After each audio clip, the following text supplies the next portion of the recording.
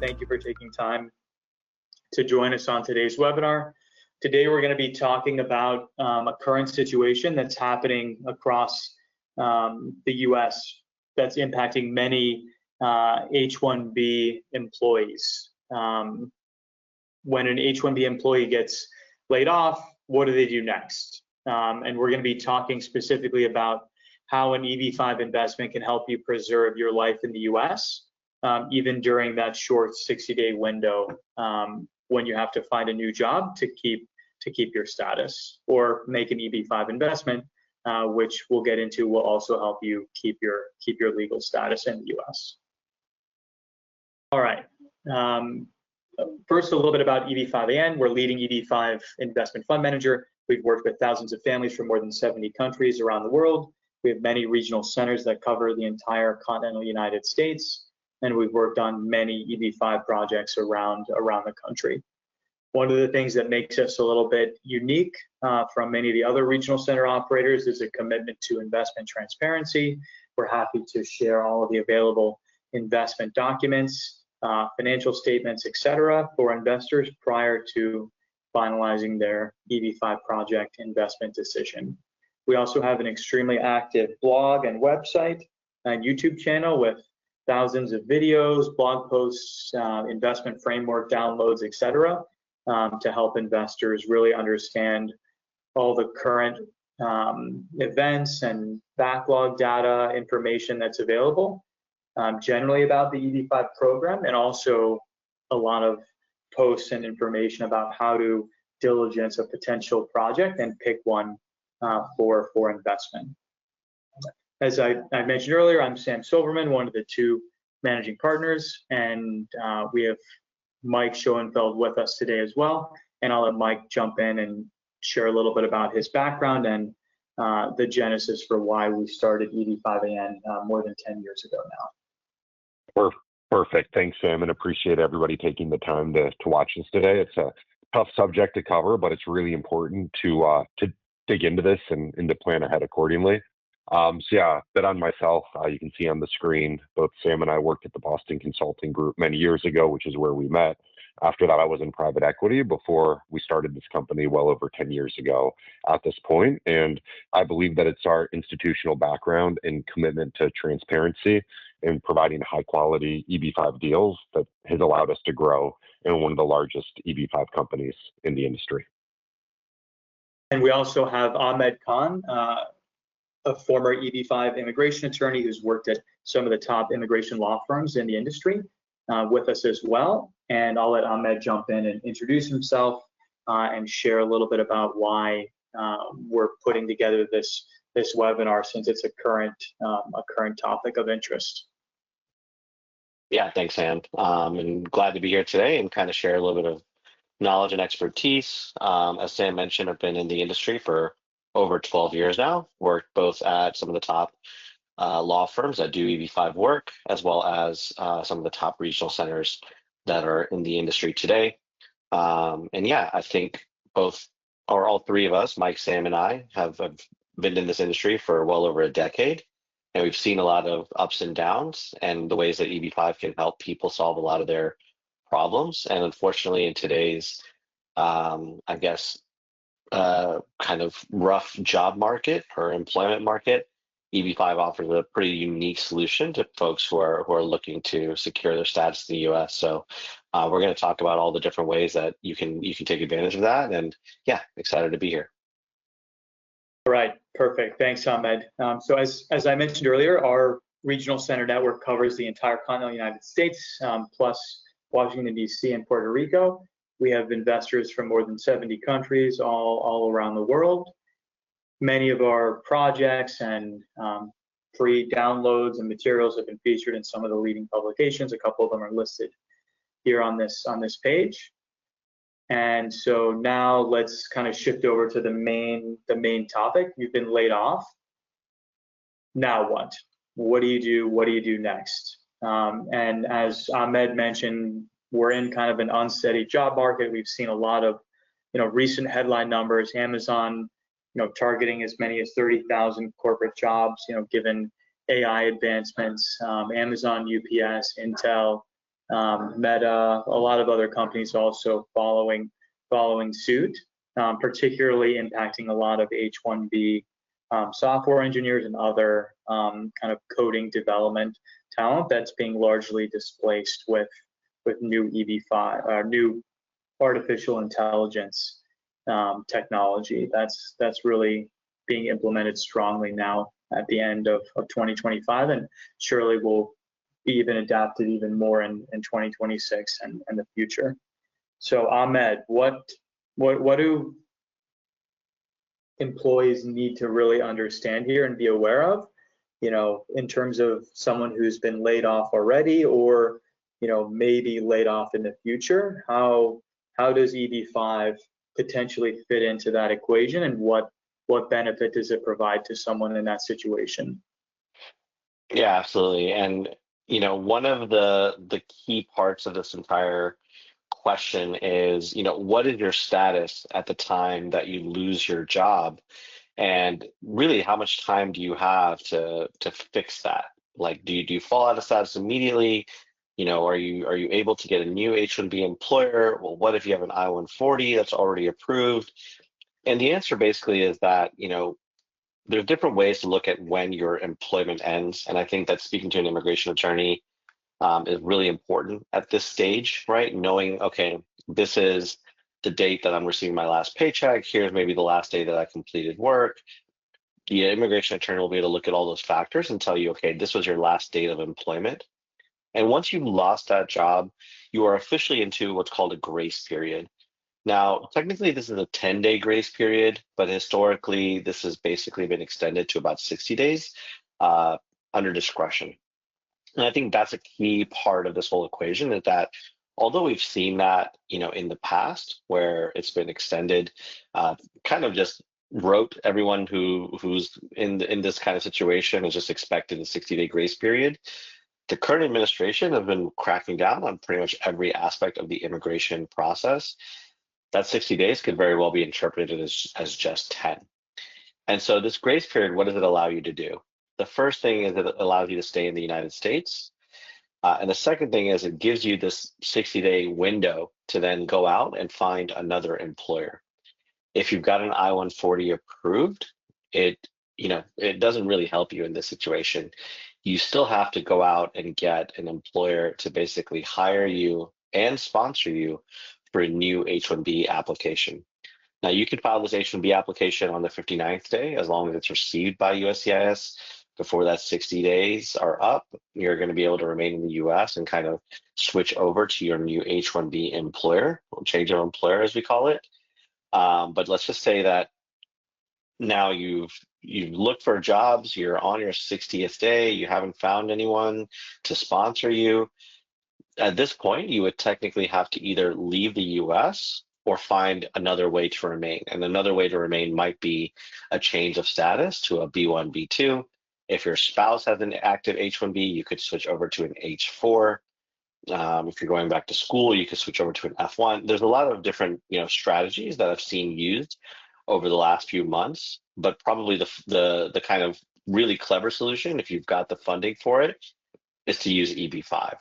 And there's two big benefits to using an EB-5 application at this point, where you don't have basically a chance to get another H-1B employer and sponsor you. And Sam, we can actually go to the next slide. So the first thing that I'll say is EB-5 has a special protection. We didn't actually list it here because you definitely should talk to an immigration attorney about this, but one of the kind of hidden advantages that the RIA added to the EB-5 category was a 245K protection.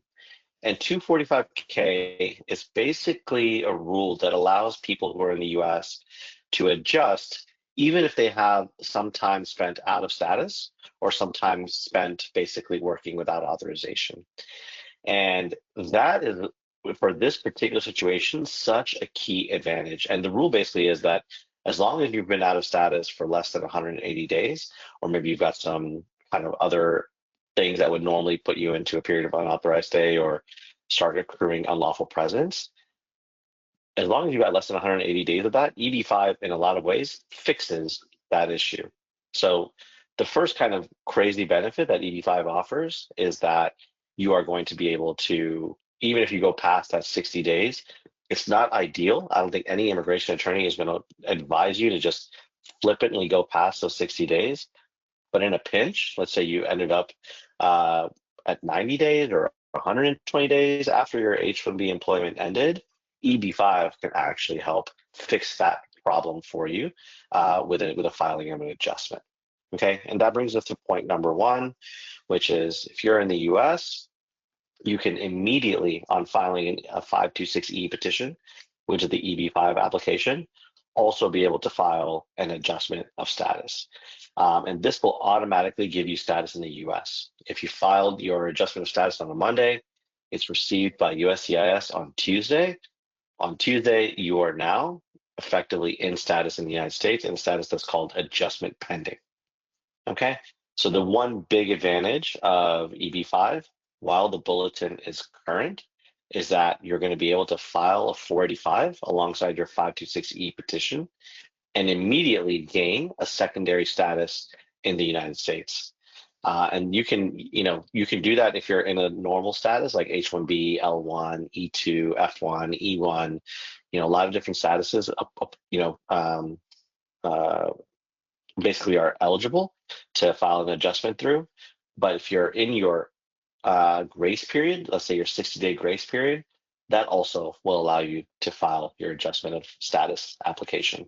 So definitely speaking to an immigration attorney about all this is a good idea. Obviously, we're not providing legal advice today, but they'll be able to look at your case. And in a lot of those cases, they'll be able to suggest EB-5 as a pretty great solution to fix your status, remain in the US for longer, avoid going back to your home country while you figure out your next steps, right? So point number two here, obviously, if your end goal is to remain in the US long term, maybe find a new job, maybe get another H-1B employer, you just need more time, avoiding having to go back to your home country is a really good way to up your chances basically of finding a new job, right? It's much easier to find employment in the country that you are already working in, so to speak.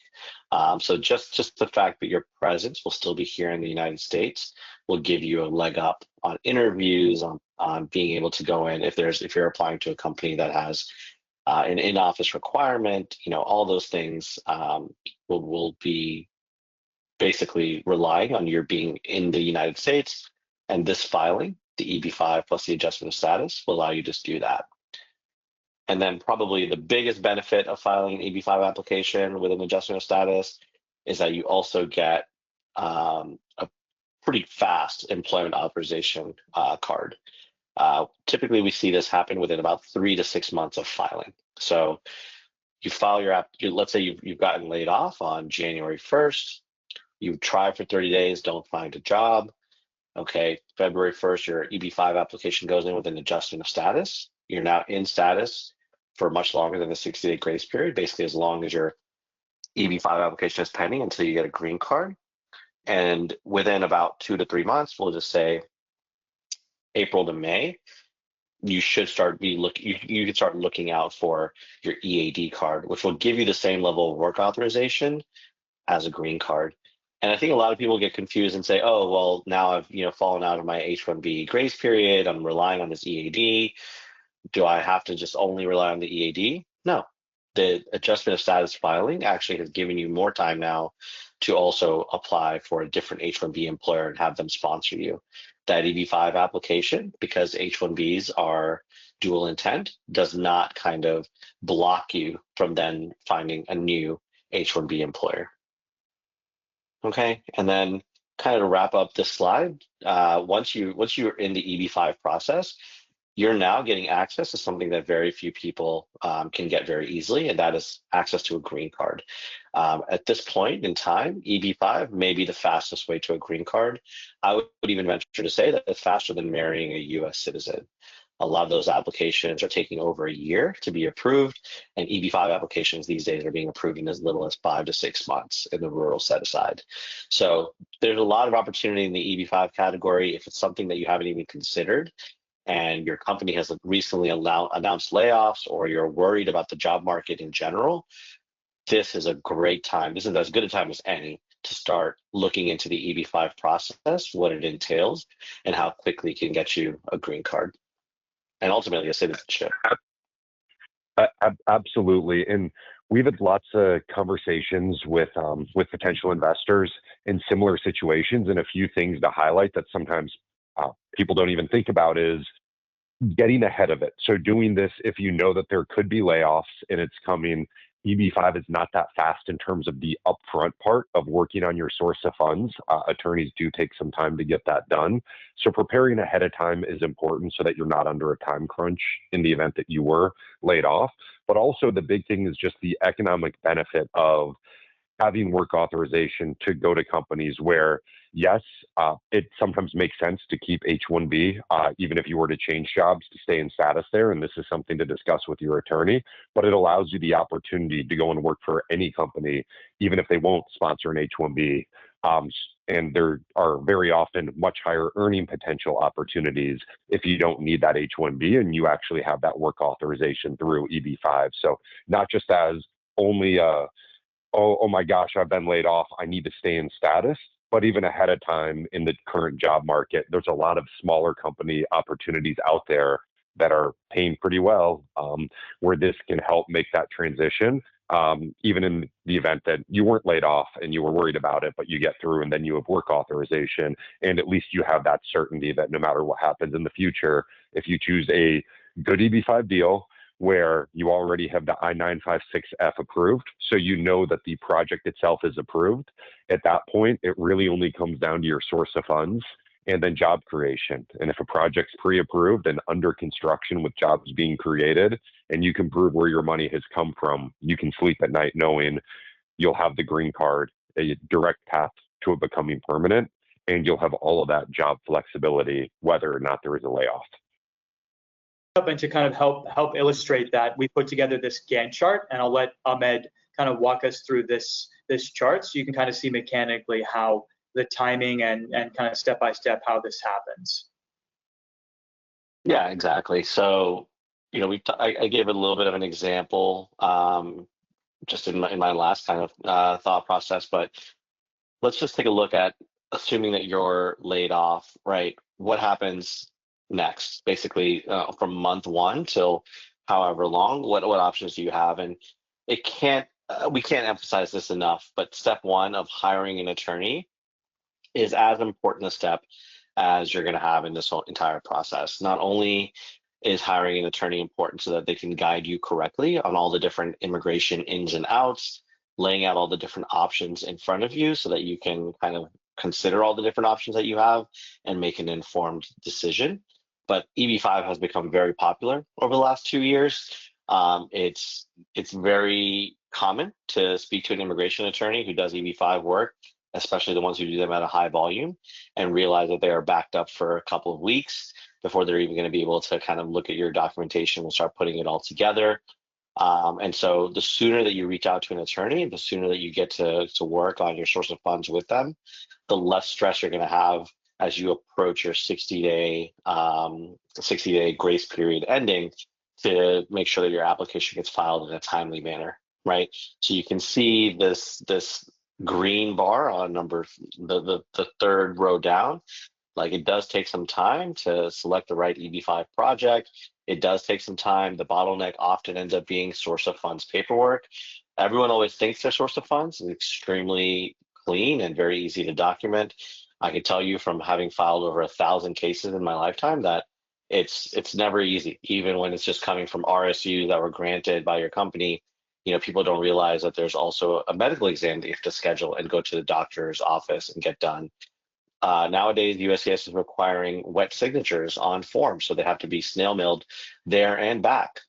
You know, there's all these different little nuances and steps, and that's why you need an attorney to guide you, and it does take time. So the sooner you can speak to an attorney, kind of to Mike's point, like, maybe don't be reactionary and wait to get laid off before you start taking these steps. Kind of read the room, or in this case, read the market, understand where you are in that market, and be a little bit more proactive instead of reactive.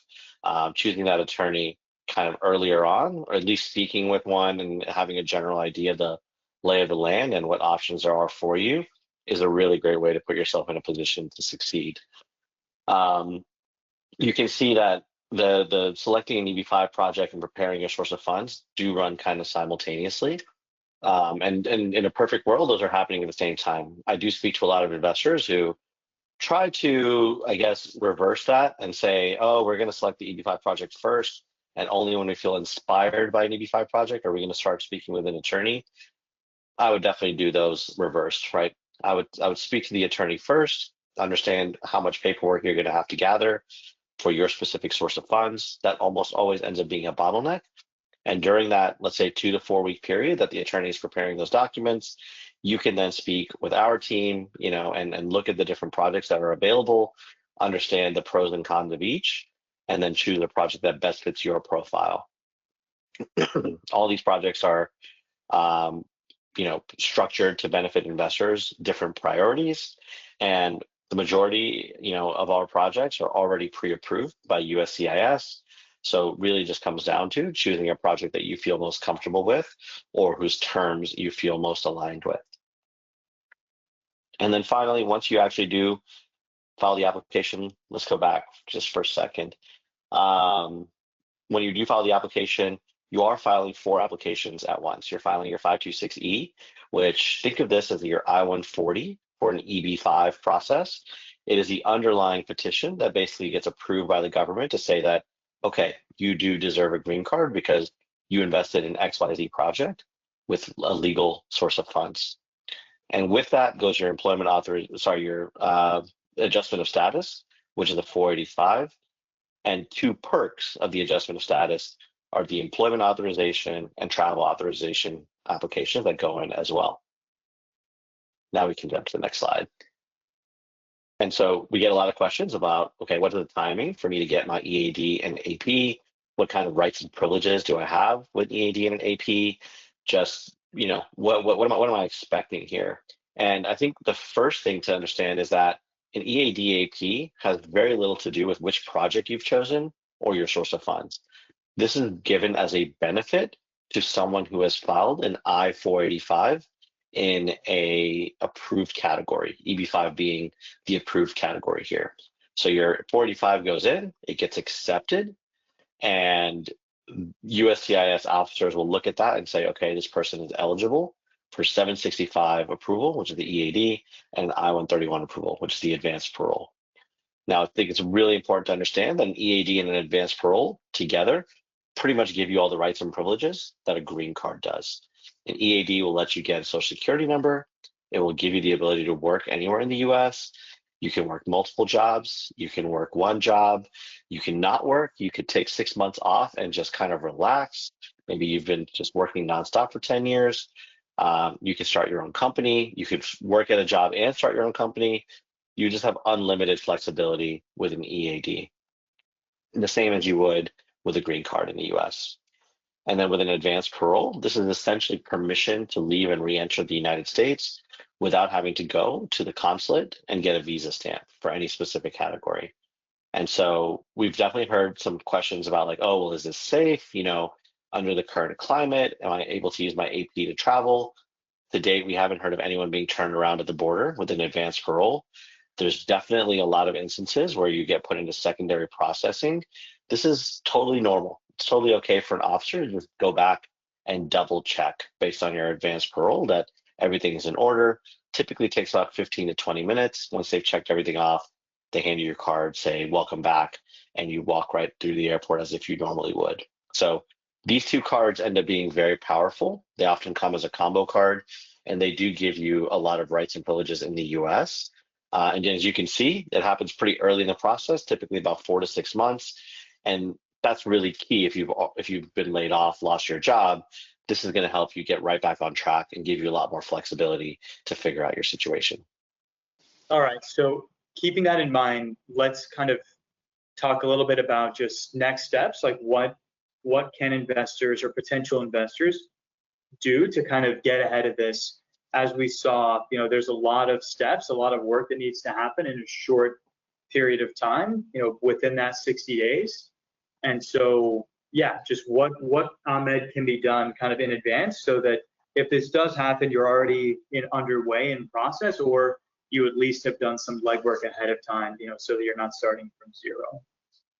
Yeah, absolutely. And I know that people like to pull the trigger kind of later on in the process, but this is definitely one of those times where pulling the trigger and basically choosing an immigration attorney to work with and getting started on some of the paperwork is going to benefit um, you greatly. So I would, I said it on the previous slide. I'll reiterate it again.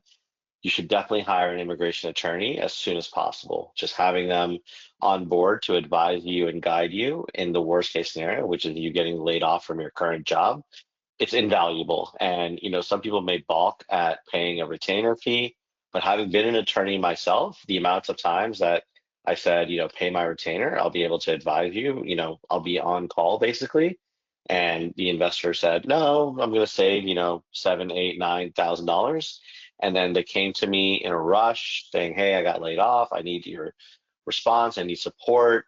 And at this point, I've got retained clients. I don't have time to speak to them. Maybe in the timeline they would hope, maybe not a 24-hour or even less turnaround. Yeah, that's what's going to happen. So you don't want to end up in a situation where a lot of other people are in a similar situation as yours and they've already beaten you to the punch and spoken with an attorney that you really like and feel comfortable with. So hiring that immigration attorney sooner rather than later is a huge part of this process. Another thing that to jump in there for a second, right now there's just a pretty big imbalance of qualified, experienced EB-5 attorneys that can do the work and the expectations of delivery. And what happened was in 2012, 2013, 14, 15, EB-5 was very popular and lots of attorneys were trained in EB-5. But after the big China rush over the past decade, EB-5 has been a lot slower and attorneys have somewhat moved out of the space. And now we're at a period where EB-5 demand is at the highest it's been in over a decade. And there's just not enough qualified attorneys to be able to do everything quickly for all the investors that want to move forward quickly in the program. So there's just a mismatch right now where I think it's even more important than usual, where there could be a visa bulletin rush. There could be a lot of different things that happen where the best advice I can give is hire the attorney as soon as you can, find who you like, get going on source of funds, even if you don't plan to file for 6 months. If you have all of that ready, you can then take your time. And let's say you want to sell your stocks next year, just so you're not paying the tax earlier, like that could be completely fine. But if your situation changes, having everything done with source of funds is a huge step up. And I just know there's a lot of attorneys that will not be able to take on new cases if any of the catalysts come up that could cause for a major rush. Yeah, 100%, Mike. I'll take that even a step further and say that, we're talking about in the context of a pretty difficult immigration situation where you've been laid off from your job. You know, there are a lot of EB-5 attorneys, there are a lot of immigration attorneys. That Venn diagram, of attorneys that are really good immigration attorneys and also really good EB-5 attorneys is smaller than people would think. So you may have attorneys that are extremely experienced with source of funds and EB-5 work, but if you've got a difficult immigration situation that you need help with navigating, we can make those recommendations. There are plenty of those attorneys that exist, but they aren't as prevalent as, kind of one who specializes in one or the other. So finding an attorney with that crossover and that area of skill set, super important. And I agree with Mike 100% that we're seeing law firms already being a little bit overburdened. It's only going to get worse in the coming days and months. The other thing that you can start working on as well while you're doing all that is just thinking about your source of funds, right? When you're reaching out to these attorneys, what are you talking to them about? Well, you're definitely talking about your immigration situation, but you also want to start, kind of scoping out where you're going to be acquiring the funds from. And source of funds it's a tedious process. People always think it's easier than it's going to be. You do have to go back basically to the original source of however you acquired this money, and just knowing or having an idea of where you're going to get these funds from is going to allow the attorney to work out a strategy with you that in the worst case, okay, here's what you need to do to mobilize those funds and get everything moving. So be thinking about that at the same time that you're reaching out to attorneys, because inevitably one of the first questions they'll ask is, okay, you want to do an $800,000 investment. Where do you plan on getting these funds from? And then they'll kind of work with you to structure a strategy on kind of where those funds can come from, what is allowed, what is not allowed, and work with you on kind of coming up with a good way to document everything so that you are approved at the time of filing. And then the last step, as you're kind of going over this, and I'll let Mike talk about this a little bit as well, is, you do want to be choosing an EB-5 project. And I think working with a quality regional center, nothing could be worse than basically going into a project once you've already been laid off, your status is kind of in limbo, and then ultimately receiving a denial in your 526E petition because you didn't work with an experienced operator who could basically give you a lot of assurances in terms of getting your application approved. Mike, you want to talk about that a little bit in terms of how big a role a regional center plays in your application? Yeah, absolutely. And especially when you're in a time crunch situation. So when it comes down to the EB-5 process, you could think of it as there's two main things that have to happen for this to be successful. One is completely dependent on you as an investor, which is your source of funds has to be clean. And you have to be able to prove it to the government to be approvable. The other half is about the project. Both is the structure approvable, and then does it create the jobs? So as you're looking at different projects, we tend to like projects where we're not trying to do something too clever. It's very simple, approvable projects that have been done many times before, primarily real estate, for sale, home construction in rural areas is what we've been focused on for now. And if you have the experience that we do where we've structured hundreds of deals that have been approved by USCIS over the years, over 20 projects just since the RIA passed. We have over 20 956F approvals. But as you're looking for a regional center in a project, finding a project that's pre-approved or a prior phase is approved with the exact same structure is important to know that you're not going to have any problems on that side. And finding one that is already well under construction with no permitting, entitlement, environmental risk is key because, again, for you to get your green card and become permanent, as long as the project is approved and the jobs are created and your source of funds is there, you have a direct line to getting the benefit that you seek. And we have some people that want to get a little clever and invest in operating businesses and do things where there's a little bit higher rate of return and more equity upside. You're just mixing together too many different things where the core purpose of the EB-5 investment is get the green card in a secure way, keep that money safe and get it back. And it's important to work with a regional center that has a long track record of doing just that. In projects that are structured in a way that comply with the current laws. Exactly. I think that when you're just a lay EB-5 investor, you're just kind of going through the different projects. There's a different analysis than if you're kind of on a fire drill. You've been laid off from your company and you're trying to make sure that you and your family can remain in the U.S. without any kind of interruption in your lifestyle. And I think that the question of should you be selecting a rural or high unemployment area project becomes very, very relevant, right? The quality of the EB-5 project in terms of safety of capital and things like that are going to be paramount always. But one of the ancillary things that investors talk about a lot today is, okay, I'm kind of in this limbo now. I need to figure out my status. Which project's going to help me do that? And we feel that rural areas, rural projects have just been given so much priority by the government.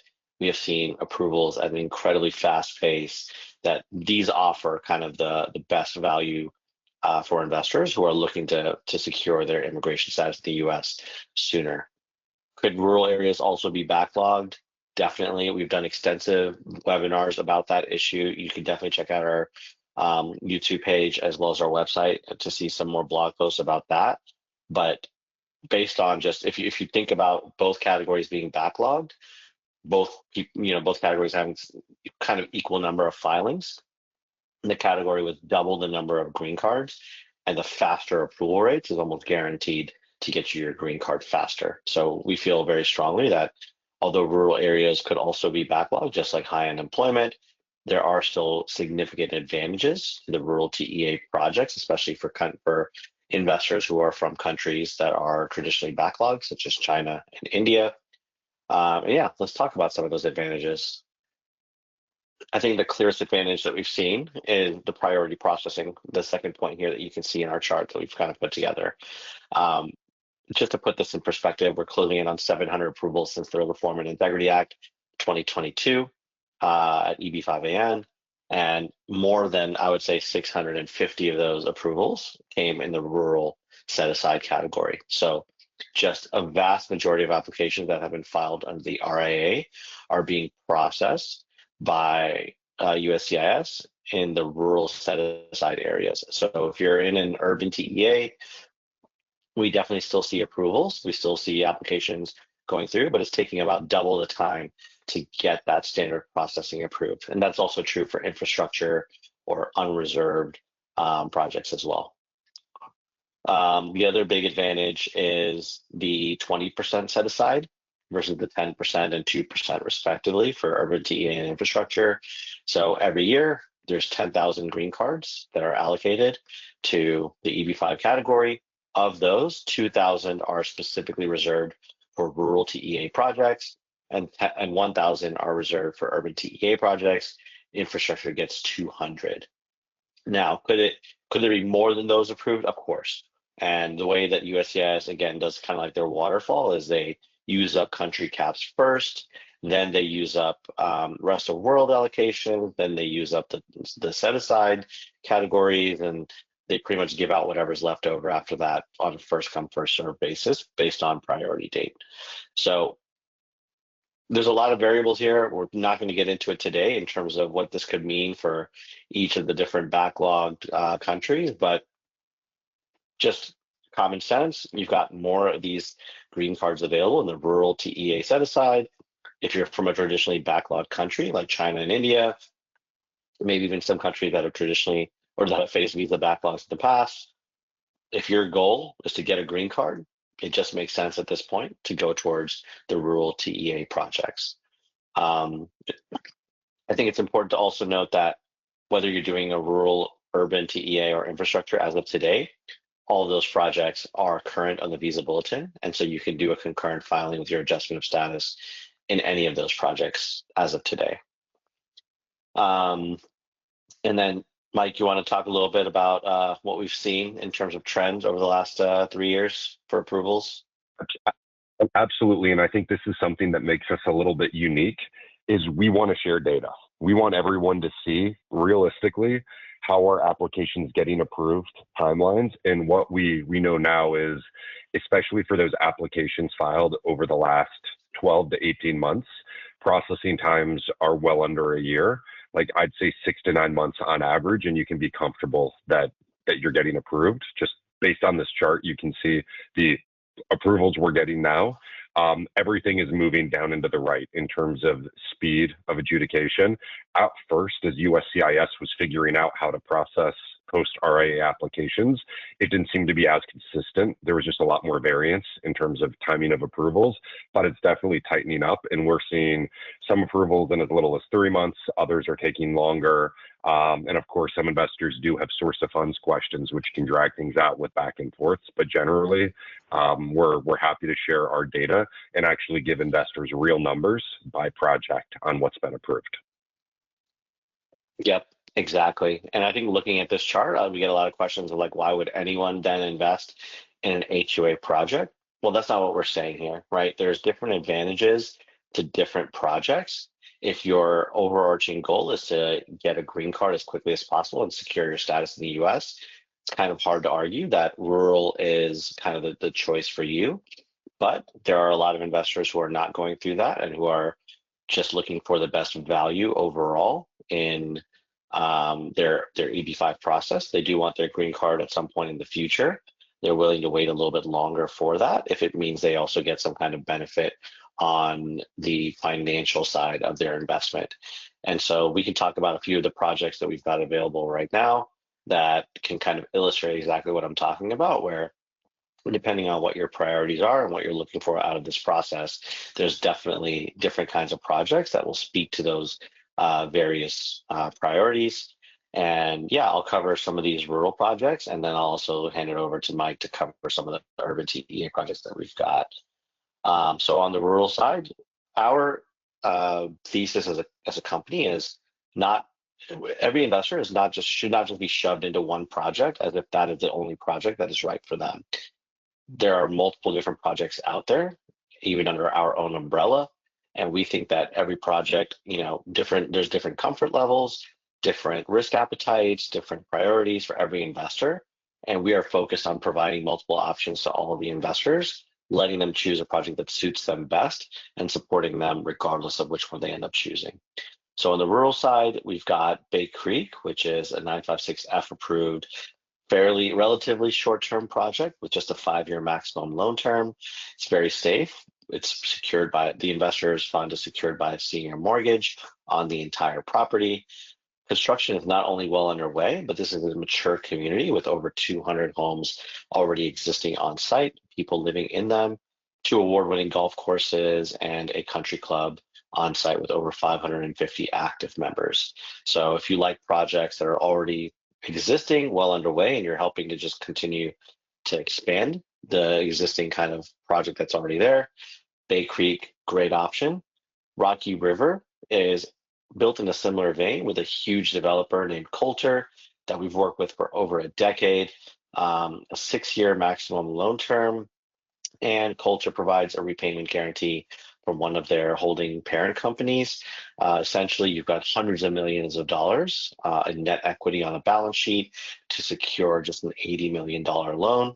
So even in the event that the project for some reason fails, you've got a safety net to be able to go back, see some assets, and get your money out that way.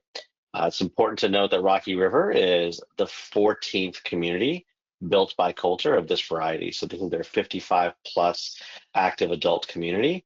They've done incredibly well over the last few years, even though home sales in the US overall have slowed, because they're targeting a demographic that isn't really necessarily affected by interest rate ups and downs.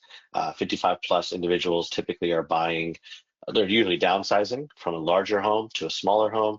And so they've got the capital. They're not as concerned about interest rates because I believe the number is like 70 to 80% of the home buyers in these communities pay with cash.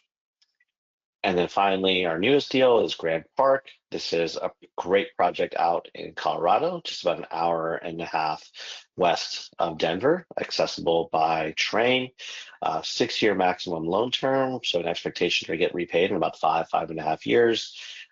This is also a loan that's secured by a senior mortgage as well as 100% equity pledge from the developer. Another great opportunity where over 200 homes are already sold. People are already living there. It's almost a small town that's been created on site with its own medical facility, bowling alley, movie theater, pool, rec center, gym, etc. And construction goes on every single day there. For all these projects, we encourage investors to go out, see for themselves, and just see the great work that these developers are doing. So 3 great rural options that provide kind of a different flavor depending on what you're comfortable with. All 3 under construction. Rocky River and Bay Creek are currently 956F approved, and we do expect Grand Park's approval to come very shortly as well. Perfect, thanks. And as Ahmed mentioned, it's not one size fits all. There are distinct advantages for high unemployment deals. It's just a lot easier to find projects in urban areas. So there's more to choose from, which gives more creativity in where to come into the capital stack. And Terracea is a great example of this. It's a multifamily project being built by Coulter that has both a loan and equity offering. So investors can come into the equity side for a higher preferred return and take on a little bit more of that equity risk and roll, as well as the opportunity to come in with a loan. And on a multifamily deal like this, it's very short duration in terms of the return of capital. The time to build, stabilize, and sell is much shorter, with an expectation of around 3 years. Although the loan term is a maximum of 3+1, it's expected that the project will be finished and stabilized shorter. So for those investors that are either focused on return or fast return of capital, often they go hand in hand. Investors may be willing to wait for the high unemployment processing timelines and approvals if it means getting the money back faster. And then our last high unemployment deal is the other Crestwind project called Springhaven. And this is another one of Coulter's projects. And the unique thing about this is the neighborhood is very far along. The money's going in immediately, and all the jobs are created for the EB-5 investors. So it's one of those deals that's pre-approved, all the jobs created, your money's coming in, and it's Coulter.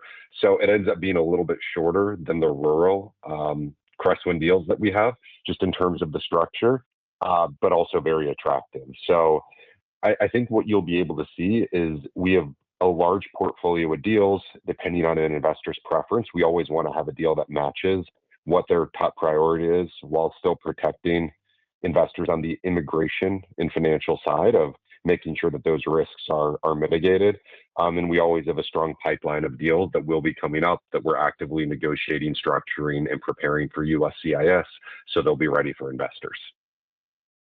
And we're always opening up new projects every month or so. So our website has a lot of the current details. All the downloadable Form I-956 approval letters are there. Construction update videos and other project-related interviews are all available on our website for each of these projects. So feel free to poke around on the website. And then if you are interested in getting more details, the PPM, the business plan, all the documents, please reach out to our team, and we're happy to share links to those documents so you can read through all the available investment materials as well. Also on our website, we've got a number of posts, hundreds and hundreds of posts over the last 12 years. These are a couple of the most frequently mentioned by investors as being the most helpful. So I put those up on this slide, and you can just Google the names and you'll find those posts pretty quickly on the site. All right, before we wrap up, Ahmed, Mike, any kind of final thoughts as we go into the end of 2025 and early 26? We've got less than a year before the grandfathering ends. Combined with a lot of the kind of hiring uncertainty. Yeah, what are you guys kind of seeing in terms of the next 10, 11 months in terms of demand and just availability of projects in the market with approvals? Yeah, and I think it's really important to step back and just look at all the statistics that have become available in terms of the number of investors that have filed in all the categories and where we're at in terms of the volume of investors compared to the past couple of decades in the program. And what I would say is just big picture looking at this, EB-5 is now at the highest level of demand since 2015, 2016. So it's been 10 years since we've seen this level of new investors coming into the program, which, as I mentioned before, is putting a strain on immigration attorneys and law firms' ability to deliver timely source of funds. So keep that in mind as you always want to plan ahead. And then separately is there could be more large catalysts that come. We had the gold card scare earlier this year, but the most likely one is at some point the visa bulletin is not going to be current anymore, very likely in both rural and high unemployment, potentially at the same time. And that will create a frenzy over a couple weeks where I will say it will be near impossible where if you haven't made the decision, hired an attorney, and started the process, I don't know any attorneys that will be able to turn around a full case in that 15, 20-day period and have you actually be able to get into a project if you wait until the very last minute. So my biggest recommendation is just stepping back and thinking, is EB-5 the right solution for me and my family in case I get laid off because I want to change jobs? And just looking at if the capital's there, is it worth it? And if the answer is yes, I would say there is absolutely no reason to wait. You should get started now with the attorney. And even if you wait to select the project until you're closer, you should be prepared with a source of funds and ready to move quickly if one of these catalysts happen, whether it's a job change or something EB-5 fundamentally in terms of visa backlog that is looming, or just the end of the grandfathering provision in 26.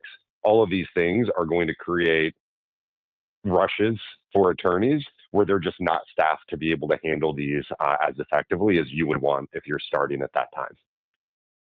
Yeah, Perfect. I'll just kind of echo exactly what Mike said. Yeah, I think there's a lot of uncertainty right now, both in the job market and just with immigration status in general under this administration.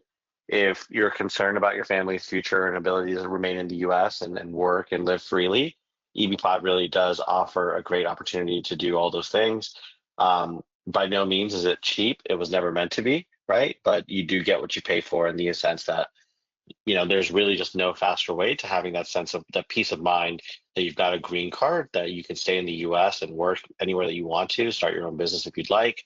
And I think that, you know, it's a very fair price that you pay for those things. So yeah, if you're worried, or even if you're just kind of learning about EB-5 for the first time and intrigued by what we spoke about today, I would definitely say reach out to our team.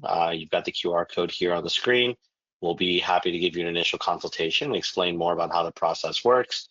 And definitely start considering this with your family and seeing if this is the right option for you. Perfect. All right. Thanks, Ahmed, Mike. All right. And again, if you have any other questions, use the QR code or go to our website and look at the available projects, and you can schedule a call or reach out directly via email that way. Thanks, everybody. Thanks. Bye. Thanks, everyone.